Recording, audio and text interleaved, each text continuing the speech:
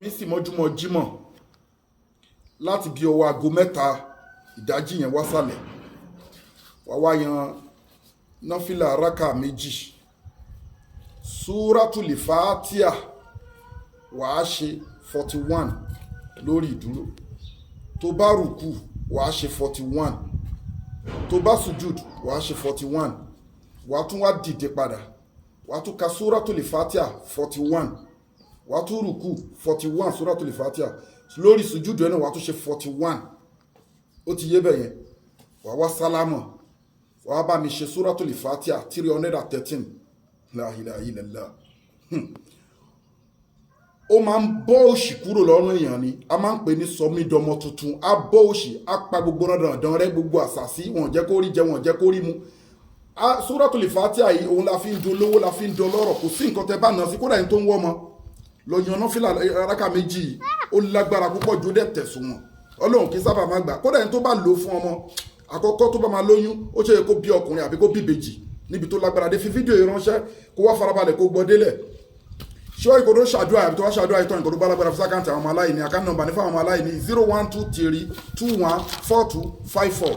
Account number fáwọn aláìní àti fún lọ síwájú ẹ̀sìn àti fáwọn opó àti fún ètò mọ́sálásí tá ń kọ́ lọ́wọ́ 0123214254. Wema Bank of Nigeria, Global Dahiratu Dhikrlahi Islamic Organization.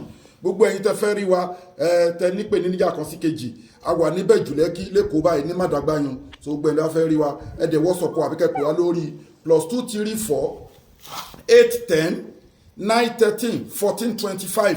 ẹ WhatsApp wa, so ẹ̀dẹ̀ gbìyànjú kẹ́ gẹ́ẹ̀tì product wa. Àwọn product wa ní ẹni tó yẹ pé wọ́n mú nǹkan ọmọkùnrin ẹ̀ mú ló yàtọ̀ sáróbòsá, ó yàtọ̀ sí ìdákọ́lẹ̀.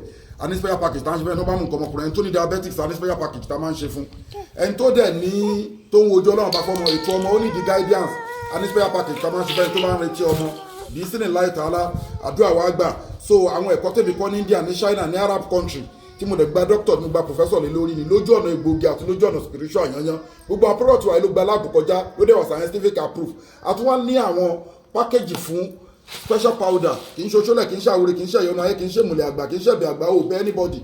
Tọ́wọ́ ẹ bá tẹ àwọn special powder yìí, solid barrier máa wà láàrin wa àti evil world monitoring spirit wọn ní rí ẹ mọ́. Wọ́n wá máa rógbò ẹ lówó nǹkan mọ̀ sẹ́nu rí halal powder ni. Ẹ gẹ́ẹ̀tì caterpillar, ẹ gẹ́ẹ̀tì all in one, ẹ gẹ́ẹ̀tì miracle leaves wa, ẹni tó ń ta lọ́fà. Èyíkéyìí nínú ìpèníjà tó jẹ́ both natural and spiritual.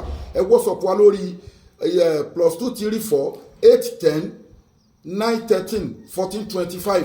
Àdúrà ló ń gba agbára kọ́. So aláwọn special package tá máa ṣe ètò àdúrà wà tó legit, ètò sàárà wà tó legit, àwọn halal powder wà, ayé ń dáyàn láàmú ni, ikùn ẹ̀wú ni, ohun ojú Ọlọ́run bá fọmọ, ó ní fibroid ní bulldozer ní made fibroid, àbọ̀mọ̀ kékeré tó ní ìdílé àmù ìsọ̀yè, àbí èèyàn tó ní caterpillar fún sọmúroro hormonal imbalance, àbí ẹ̀dà sperm leakage, oríṣiríṣi èyíkéyìí nínú àìsàn stroke ní cancer ní diabetics ní asthma ní àwọn àìsàn ńláńlá. Ẹ WhatsApp wa all in one àti wà ní ẹgbìyànjú kẹ́ get all in one àti miracle leaves, kò ṣe má ní ikú nìkan ni kò lè wò. Gbogbo product wa ló wà halal, ló dẹ̀ wà scientific approved.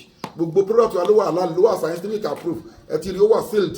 So àwọn èèyàn lò wọ́n ń gbádùn ẹ̀. A ní special package tá a máa ń ṣe. Ẹ pè wá fún èkéyìí nínú ìpèníjà tó bá òkú dojúkọ ẹ̀dá.